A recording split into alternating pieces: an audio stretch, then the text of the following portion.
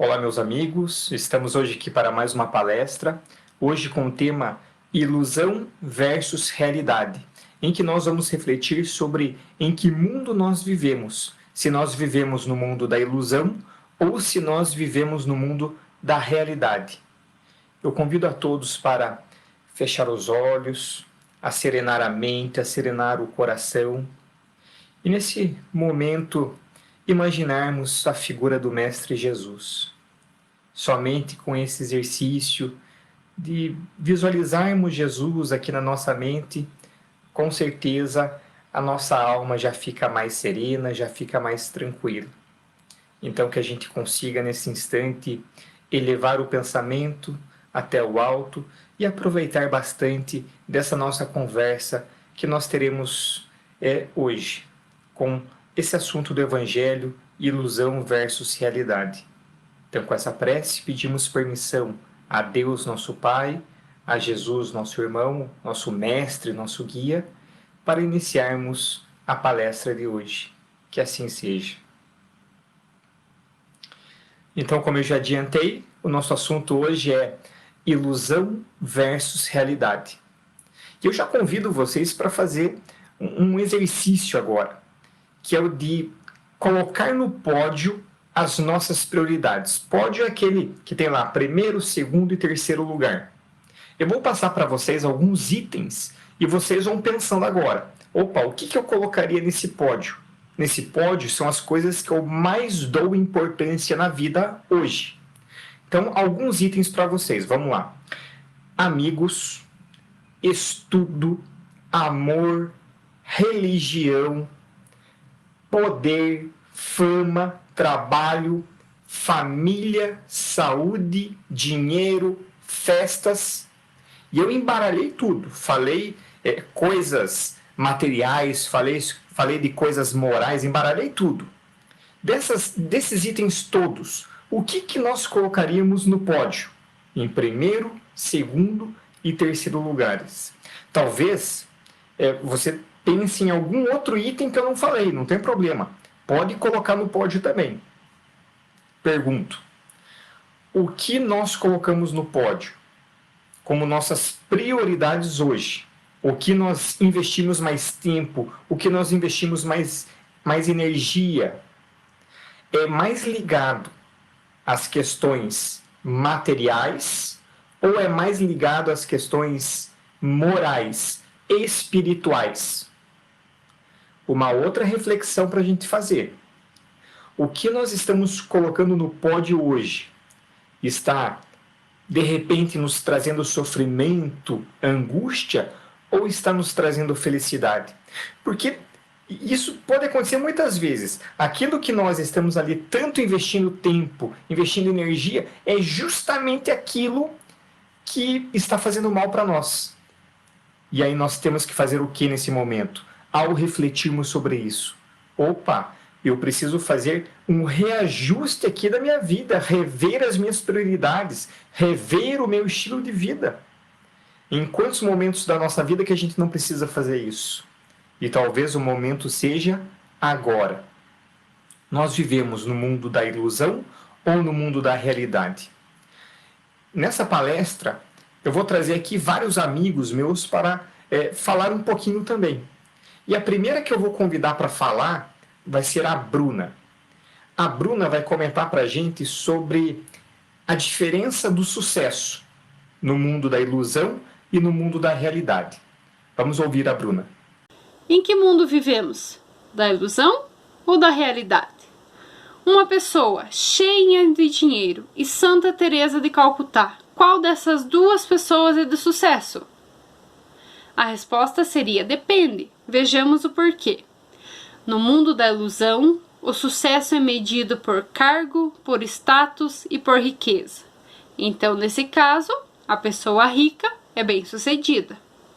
Já no mundo da realidade, o sucesso é medido por todas aquelas coisas positivas que trazemos ao mundo, ao bem que fazemos às pessoas que nos cercam, ao bem que fazemos a nós mesmos. Então, nesse caso, Santa Teresa de Calcutá é bem-sucedida. E para nós, o que é sucesso? Ter dinheiro? Ajudar o próximo? Reflitamos um pouquinho, colocamos a mão na consciência. Em que mundo vivemos?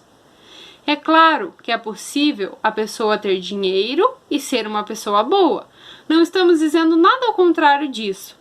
Apenas estamos analisando qual é o nosso modelo de sucesso, pois isso traz muita importância para o nosso dia a dia, se velamos pelos valores ilusórios ou pelos valores reais.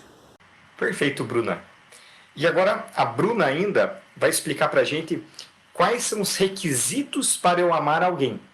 Se uma pessoa briga comigo, é um requisito para eu amar ela? E se uma pessoa me dá um presente, é um requisito para eu amar ela? Como é que funciona isso? Depende do externo ou depende aqui de dentro? Quais são os requisitos para eu amar? Precisamos entender que amar é ajudar e servir ao próximo. O próximo me ajudando é um requisito para que eu o ajude também? No mundo da ilusão, ajudamos apenas por interesse e por conveniência. Já no mundo da realidade, ajudamos o nosso próximo independente de quem seja, independente do que ele tenha feito para nós. E se essa pessoa nos prejudicou? Não interessa, devemos ajudá-las também, porque o meu comportamento para com ela não depende do comportamento dela para comigo. Isso quer dizer que não importa o que ela tenha feito para mim, seja bom, seja ruim, eu devo retribuir sempre com o bem.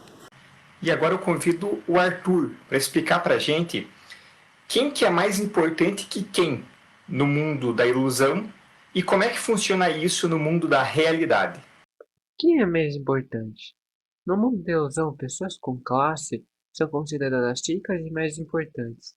Muitas vezes entendemos por tapetes vermelhos essas pessoas e desprezamos as outras.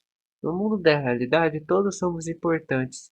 A questão 803 do Livro dos Espíritos confirma isso.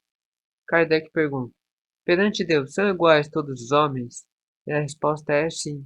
Todos tendem para o mesmo objetivo e Deus fez suas leis para todos. Legal, Arthur. E também uma outra coisa para a gente refletir é sobre as realizações no mundo da ilusão e no mundo da realidade. Agora quem vai explicar para a gente é a Ana.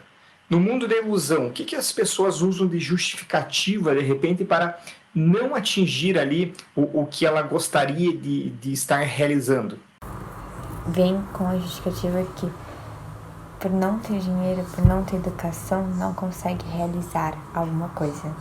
Mas no mundo da realidade, isso funciona bem diferente. Exatamente, Ana. No mundo da realidade é bem diferente. O que a gente pode realizar é aqui dentro, não é de fora.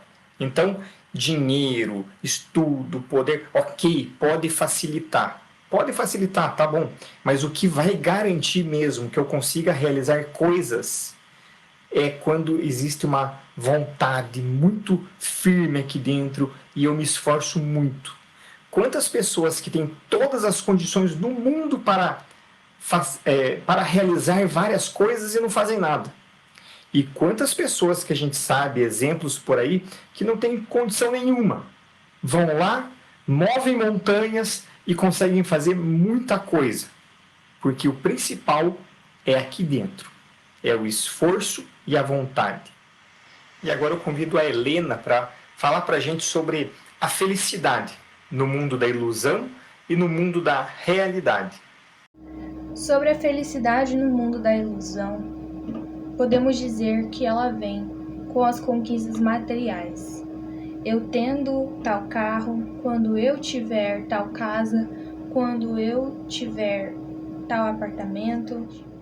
No mundo da realidade, a felicidade vem com o quanto você se dedica, o quanto você se esforça para ajudar o próximo. É isso aí, Helena. No mundo da ilusão, a felicidade está muito ligada ao ter, quando eu tiver tal coisa e assim por diante. Você consegue contextualizar isso para a gente de alguma maneira? Vou contar uma história para contextualizar um pouco de duas pessoas que elas foram morar na mesma cidade no mesmo dia. Um homem chegou primeiro e falou com o senhor que estava na entrada da cidade. Ele perguntou: Bom dia, como é aqui nessa cidade? O senhor então resolveu perguntar como era na cidade que você morava. O homem respondeu que era horrível, que ninguém se ajudava, que todos falavam mal um do outro. O senhor então respondeu que aqui naquela cidade as coisas eram do mesmo jeito, que todo mundo falava mal um do outro, todos eram mal educados. E o homem então entrou na cidade meio desapontado e desacorçoado. A segunda moradora chegou algum tempo depois. Chegando lá, ela perguntou para o senhor da cidade como era ali.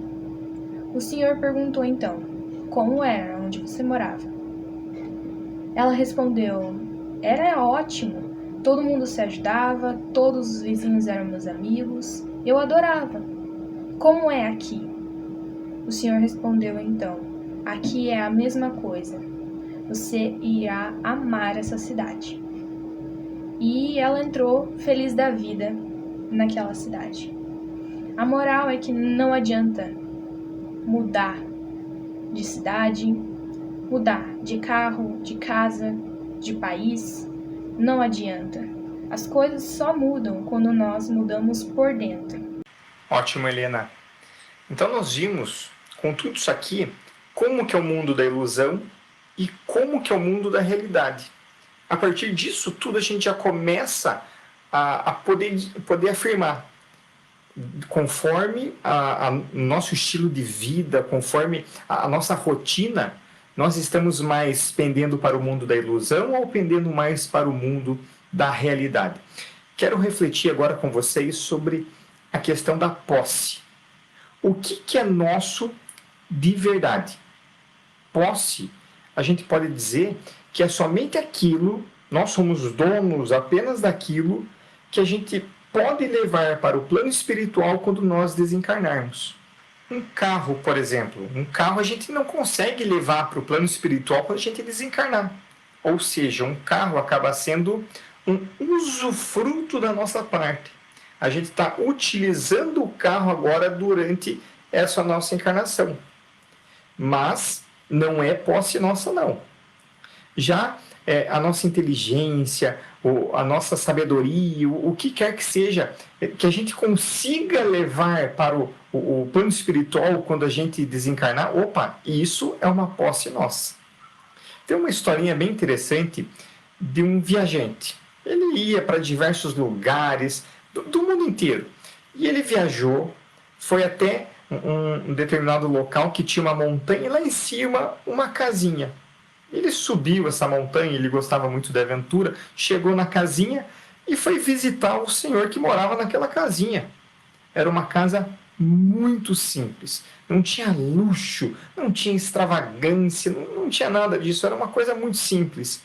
E aí, esse nosso viajante era muito curioso e perguntou pro dono da casinha: nossa, mas como que o senhor consegue viver aqui com tão poucas coisas?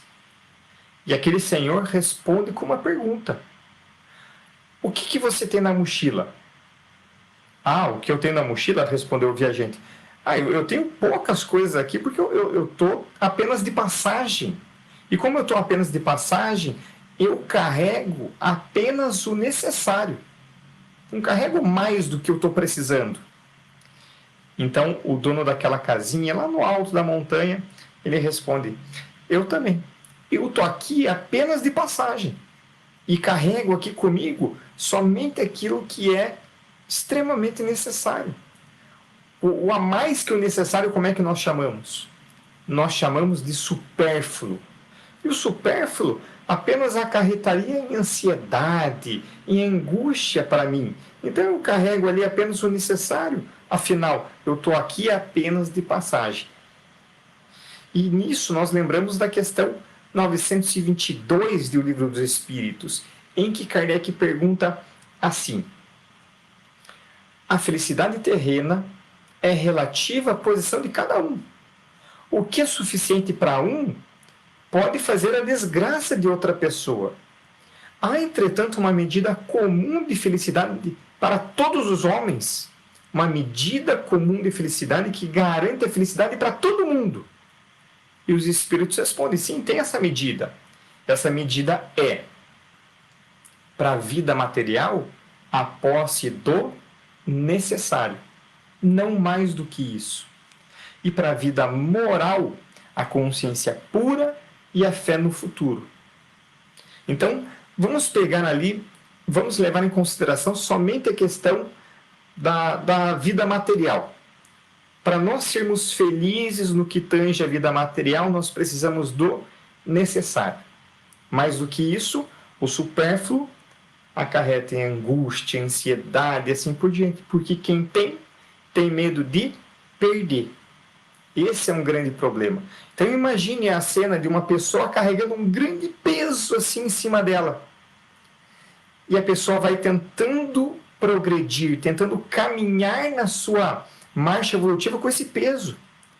Esse peso pode complicar muito a sua marcha evolutiva.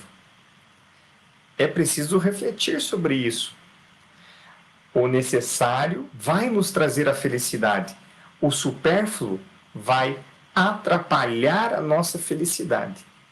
É até uma questão engraçada, porque a gente fica lá querendo coisas materiais, vamos lá, poder, dinheiro, status, beleza e assim por diante, tudo coisa que desaparece num piscar de olhos. E é tudo coisa que não sacia. Quem tem dinheiro, quer mais dinheiro. Quem tem poder, quer mais poder. Quem tem beleza, quer mais beleza. E assim vai. Por quê? Porque não sacia.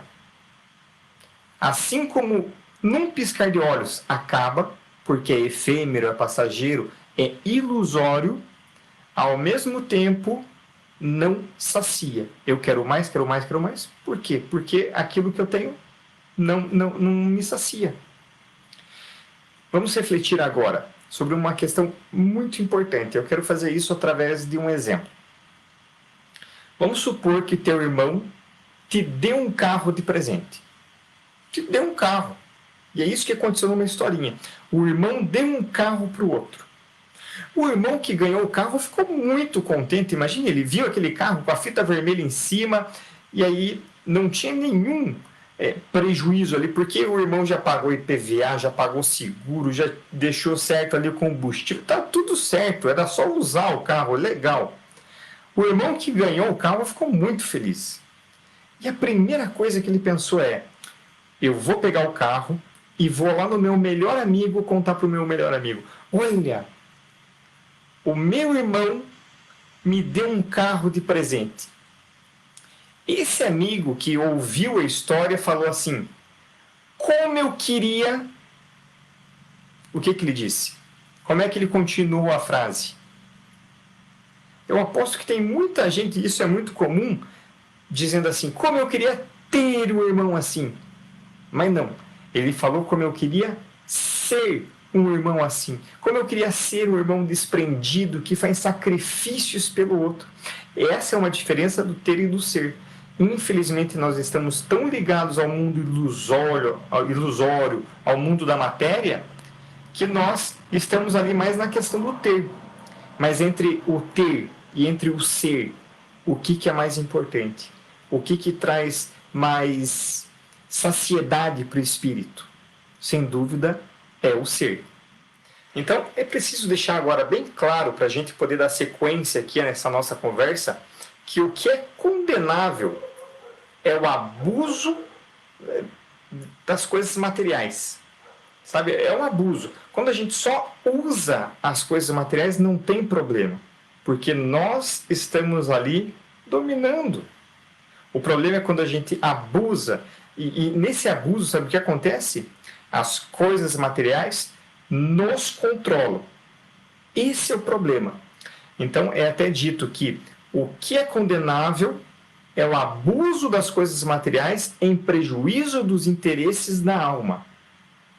Quando eu estou ali muito ligado à matéria, e essa minha ligação à matéria me distancia das coisas morais, das coisas espirituais, opa, aí eu tenho um problema. Se eu estou usando a matéria, eu estou usando só, e esse meu uso não me distancia das coisas morais e espirituais, ok, tá tudo certo, tá tudo ótimo. Mel, conta pra gente um pouquinho sobre aquela analogia do nevoeiro e das coisas materiais. Quanto menos evoluído a gente for, mais apegado à matéria em todos os sentidos a gente vai ser. E quando eu digo todos os sentidos, eu tô falando sobre tanto dinheiro quanto corpo físico e todas essas outras coisas. É como se tivesse um nevoeiro no nosso caminho que tá impedindo a gente de ver as coisas claramente. Então a gente não consegue ver nada além desse nevoeiro. E por causa dessa ignorância, a gente continua vivendo nesse mundo de ilusão das coisas materiais. E com isso, a gente vai sempre permanecer com os mesmos hábitos, não compreendendo que pode ter uma vida melhor do que essa que a gente possui. A gente simplesmente não enxerga. Legal, Mel. No livro Jesus, o homem mais sábio que já existiu, de Stephen Scott, ele cita um exemplo dele mesmo, em que, em certo momento da vida, ele comprou uma Mercedes conversível, vermelha, linda, no valor de US$ 80.000. Então ele comprou aquele carro, que era o carro dos sonhos dele, e estava lá na garagem da casa. O filho dele era bem pequenininho ainda, estava ali no seu triciclo, e estava passando pela garagem e arranhou toda a lateral daquela Mercedes vermelha. Então imagine, Stephen Scott amava aquele carro, ele amava aquele objeto. E quando ele viu o que o filho dele fez, ele pegou o filho dele aqui, ó, ergueu até lá em cima e furioso. Sabe aquela fúria que depois você vai se assistir, se alguém te filmasse e você sente vergonha? Ele pegou e começou a gritar com o filho dele, porque o filho dele tinha feito aquilo. E o filho começou a chorar. Começou a chorar não porque tinha arranhado aquele carro lá era um carro, mas o filho chorou porque ele decepcionou o maior herói da vida dele, o pai. Então, nesse instante, caiu a ficha de Stephen Scott, ele começou a pensar, opa, será que eu não estou fazendo errado? E aí ele traz nesse livro para a gente, Jesus, o homem mais sábio que já existiu, uma analogia muito interessante. Infelizmente, a maioria das pessoas hoje em dia amam coisas, usam pessoas. E isso é completamente errado. Isso é completamente equivocado. Nós precisamos amar pessoas. Acabou. Usar coisas. Acabou. Não podemos ficar amando coisas. As coisas foram feitas para serem usadas. E ponto. Se a gente usa coisas, tá tudo certo. Amar coisas é um desperdício de afeto, é um desperdício de tempo, de energia, do que quer que seja. Nós precisamos amar as pessoas. Ele pode conversar ali com o filho dele, talvez até dar uma repreendida, pode, mas com amor, sem aquele ataque de fúria, em que o filho dele não estava entendendo muito ali o que estava acontecendo, só que o maior herói da vida dele surtou por conta daquele arranhão no carro.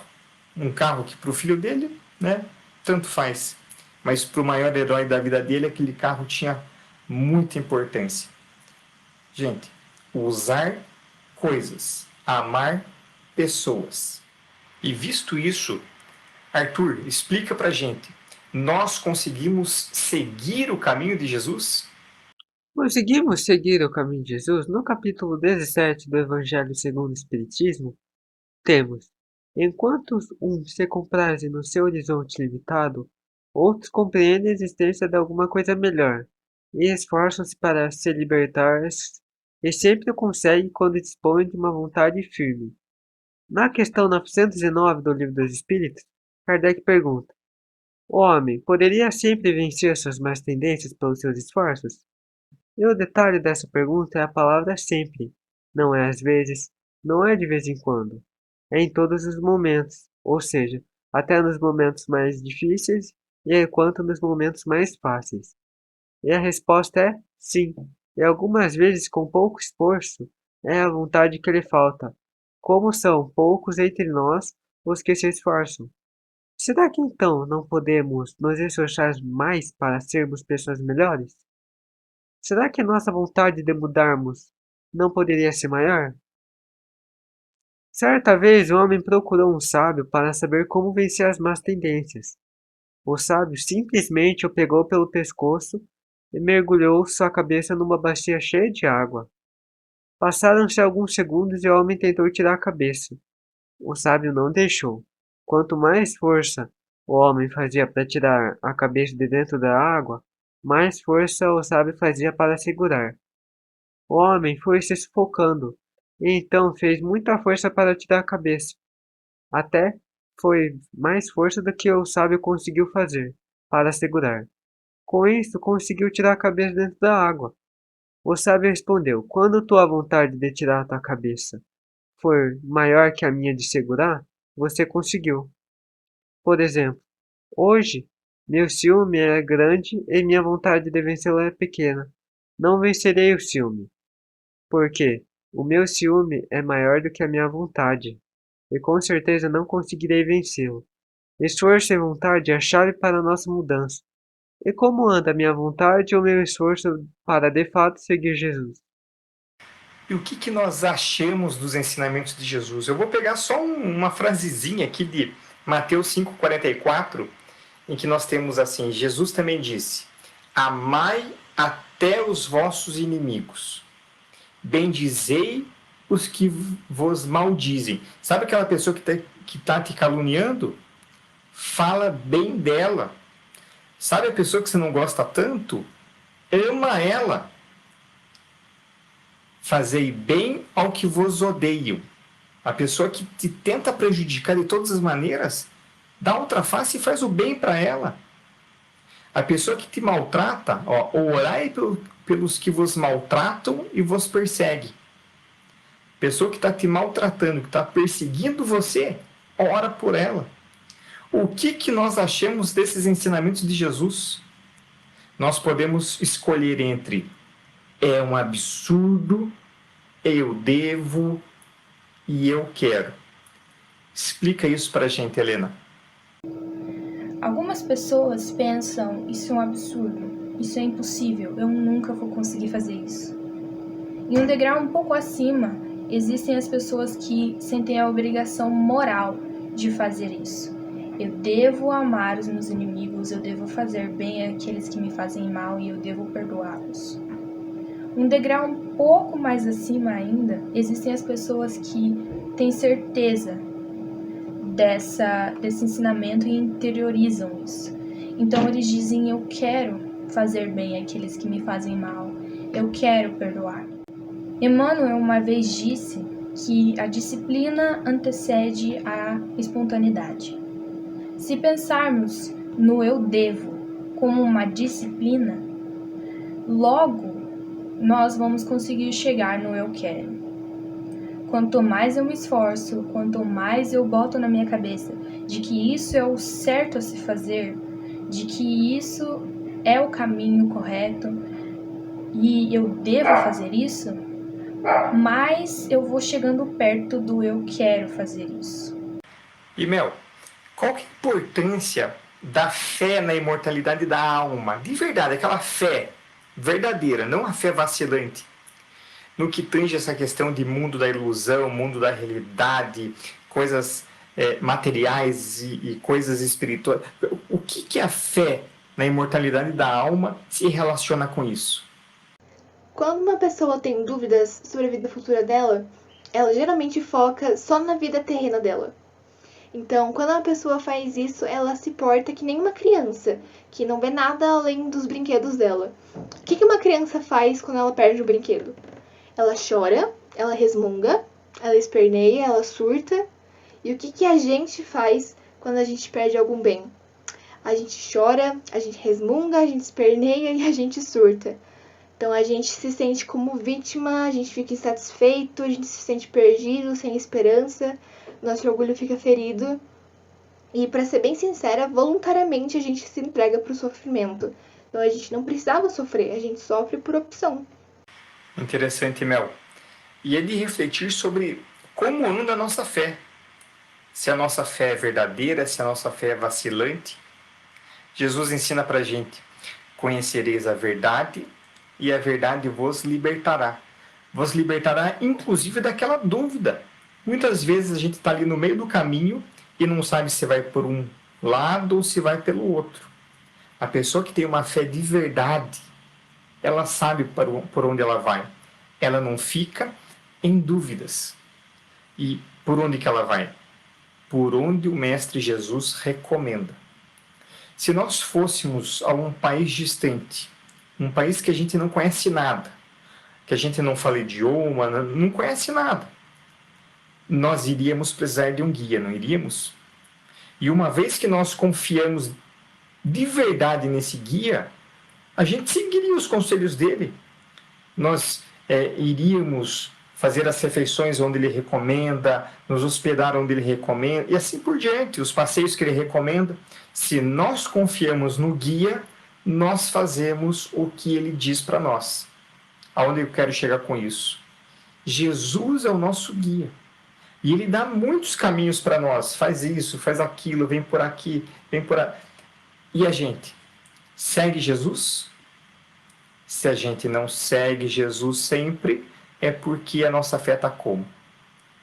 Quando nós vamos no médico, uma vez se nós confiamos no médico, a gente segue tudo que ele prescreve para nós, não segue? Ele prescreve tal medicamento, a gente vai lá, toma tal medicamento e está confiante que vai se curar com aquela receita. Jesus também dá uma receita para nós, da cura do nosso espírito. Dar outra face, amar o inimigo, resignação, desprendimento dos bens terrenos, e assim vai. Uma vez que nós confiamos em Jesus e confiamos em sua receita, a gente segue ela à risca. Então, para refletirmos sobre a nossa fé. E Jesus, ele faz igualzinho o GPS. O GPS não obriga a gente a seguir uma determinada rota. Não obriga. O GPS recomenda um caminho. E quem vai decidir somos nós. Com Jesus é a mesma coisa. Ele recomenda um caminho. Quem vai decidir somos nós. E o interessante é que todos nós achamos muito bonito o caminho que Jesus recomenda. Achamos que perdão é muito bonito, resignação, desprendimento dos bens, tudo é muito bonito, mas e o seguir? E o trilhar? Mel, fala um pouquinho para nós sobre isso. Quando a gente lê o Evangelho, a gente geralmente acha tudo muito bonito. A gente olha para o Espiritismo e a gente acha uma religião muito bonita. Isso é exatamente como sentar no início de uma estrada e ficar olhando, admirando a placa que aponta a direção do destino que a gente tem que chegar. Então, só admirar essa placa não vai fazer a gente chegar lá, né, onde a gente precisa ir. Não vai fazer a gente progredir. E é preciso você levantar e chegar até lá, né? É preciso a gente trilhar esse caminho. Allan Kardec, ele ensina a gente que de nada adianta crer se a crença não faz com que dê um passo adiante na via do progresso e não o torne melhor para o próximo. E aí é o seguinte, todos nós, sem exceção, nós conhecemos os ensinamentos de Jesus. Praticamos? Aí vai de cada um. Nos esforçamos para praticar? Aí vai de cada um. Lembrando aquela recomendação que está no Evangelho. Aquele que conhece os ensinamentos, mas não coloca em prática, é como a pessoa que constrói sua casa na areia. Vem a chuva, bate o vento, o rio transborda e a casa da pessoa acontece o quê? Desmorona e cai. A pessoa sofre. A pessoa padece. Quantas pessoas que nós não vemos por aí numa situação dessa no nosso dia a dia? Já a pessoa... e o grande cuidado é para que essa pessoa não sejamos nós. Porque conhecimento do que devemos fazer temos. E aí a gente fica construindo a nossa casa na areia. E tem a pessoa que conhece os ensinamentos e se esforça para praticar. É a pessoa que está construindo sua casa na rocha. A base é firme, a base é sólida. Bate o vento, cai a chuva, o rio transborda, essa casa não desmorona. A casa fica de pé porque a base é firme, porque a base é sólida. A casa fica de pé, a pessoa fica de pé frente aos desafios do nosso dia a dia. Dando sequência, tem muitas pessoas que trabalham para ter. Sabe para quê? Para ostentar. As pessoas deixam de viver suas vidas de verdade, aquela coisa assim que vai engrandecer o seu espírito, para trabalhar, para ter, para ostentar, para ficar mostrando coisas materiais para as outras pessoas e querendo que os outros pensem assim, nossa, fulano tem isso, fulano tem aquilo. Porque no fundo, vamos refletir, gente, quem quer ostentar quer despertar a inveja das outras pessoas. Enfim, e aí muitas pessoas caem nessa loucura de vida, de trabalhar para ter, para ostentar. Aí não tem tempo para amar aqueles que lhe são mais caros, para amar aqueles que são ali mais próximos. E como não tem tempo para amar, essa pessoa, ela pega e substitui o amor que ela pode dar por coisas materiais. Então, muito cuidado com essa compensação de afeto, de tempo, de estar ali presente, essa compensação de presença por coisas materiais. Augusto Cury diz para a gente que os nossos maiores problemas não estão nos obstáculos do caminho, mas na escolha da direção errada. Nós o tempo inteiro podemos escolher o nosso caminho. E normalmente a gente escolhe o caminho errado. A gente pode escolher a porta estreita ou a porta larga. Normalmente vamos pela porta larga, que tem muitos obstáculos. E a gente segue por essa porta. Cheio de obstáculos, a gente tropeça, a gente sofre, a gente padece assim por diante. Olha o que eu vou falar. A maior parte dos obstáculos do nosso caminho são obstáculos que nós nem precisaríamos estar enfrentando por ser do caminho errado. Se nós estivéssemos no caminho certo, aí seria diferente. No caminho certo, que é o da porta estreita, também tem obstáculos, também tem dificuldades, mas aí eu estou respaldado por Jesus. E fica tudo muito mais fácil, tudo muito mais simples. Eu vejo ali o obstáculo, eu supero, sigo adiante e continuo a minha evolução. É diferente de eu estar tropeçando ali no caminho da porta larga. Obstáculos de um caminho que eu nem deveria estar trilhando. Agora, eu chamo o Arthur para fazer uma revisão para nós sobre a questão das prioridades, do nosso estilo de vida. No início, estudamos sobre as prioridades que temos em nossa vida. O que nós colocamos como prioridade? Nossas prioridades nos trazem satisfação íntima duradoura? Ou nossas prioridades nos causam angústia? Será que nós não precisamos fazer uma revisão do nosso estilo de vida e das prioridades? Se sim, quando? No prefácio do Evangelho segundo o Espiritismo, o Espírito de Verdade diz que são chegados os tempos em que todas as coisas hão de ser restabelecidas no seu verdadeiro sentido, para dissipar as trevas, confundir os orgulhosos e glorificar o justo. É chegado o tempo para mudarmos. Então, quando vamos? Estimemos a nossa encarnação em 100 anos. Deste tempo, qual porcentagem passamos vivendo a realidade? Qual porcentagem passamos vivendo a ilusão? Como perdemos tempo com coisas sem importância? Preocupações que nem sequer passam perto de concretizar-se, e sem valorizar o que realmente deveríamos. Coloquemos mais realidade em nossas vidas. Paremos de perder tempo fora desperdiçando oportunidades de evolução. É isso aí. Obrigado, Arthur, Mel, Helena, Ana, Bruna, pela participação na palestra de hoje. E eu gostaria de encerrar com uma mensagem que a gente vai usar de oração final. Essa mensagem é muito conhecida, está no capítulo 2 do Evangelho segundo o Espiritismo. É uma mensagem de uma rainha de França. É uma mensagem chamada Uma Realeza Terrena. Diz ela assim, agora já entrando em clima de prece. O orgulho me perdeu sobre a terra. O que foi que eu levei comigo da minha realeza terrena? Nada, absolutamente nada. E como para tornar a lição mais terrível, ela não me acompanhou sequer até o túmulo.